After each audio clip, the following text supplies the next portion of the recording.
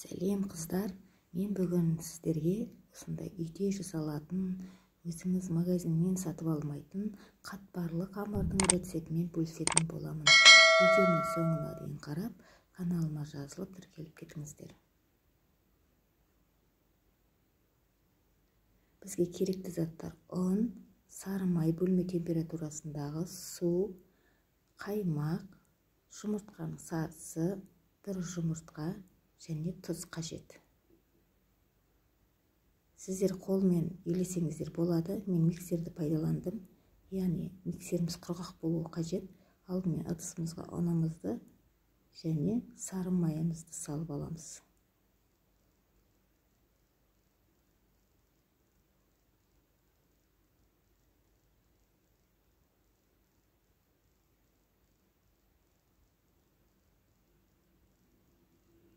Миксердің осындай ұнға арналған венчигімен ұнымызды крошка болғанша сары май екеуін араластырамыз.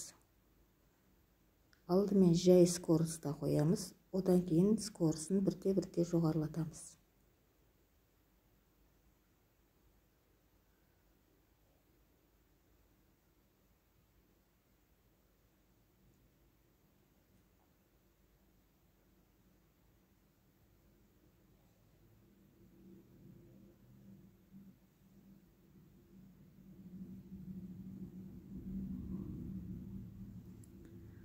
Ұнымыз айналғанша ыдысымызға қаймағымызды, суымызды, жұмыртқаның сарыуызын және жұмыртқаны жарып саламыз және кішкене тұз салып, жақсылап араластырып дайындап аламыз.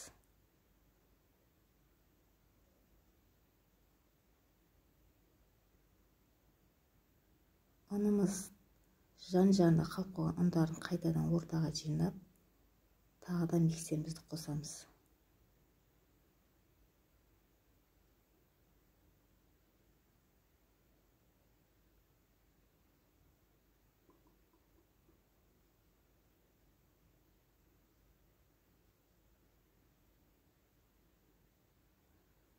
Үстіне жаймендеп сұйық құрамдарымызды қосып шығамыз. Жай скоросты айналдырамыз.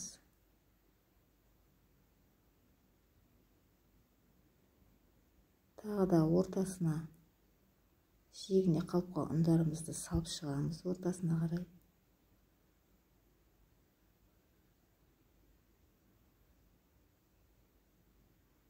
Міне қатты скоросты қойдық. Менің миксеріміз селкілдеп кеткендіктен дірілдеп кетті видеом. Мән бермеңіздер.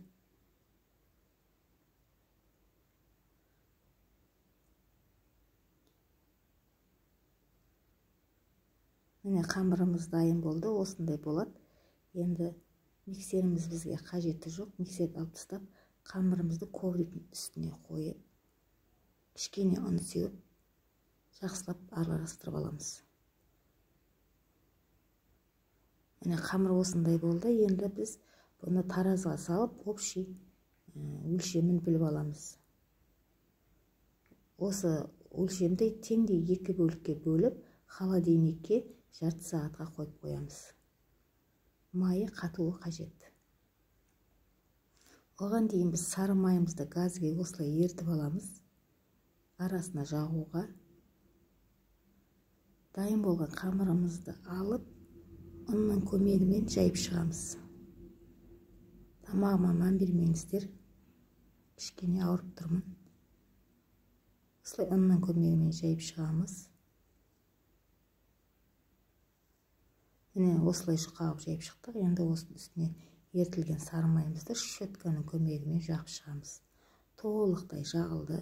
Енді жаймендеп, басынан бастап ауа кетпейтіндей етіп орап шығамыз.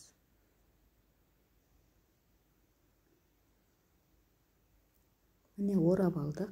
Енді ораған қамырымызды екі шетін осылай қолдың көмегімен ырғап алып, орап шығамыз. Осыны пакетке салып, морозильникке қатырсаңыздар болады. Болмаса самса істейтін болсаңыздар, холодильникке 1-2 сағатқа қойып алсаңыздар болады.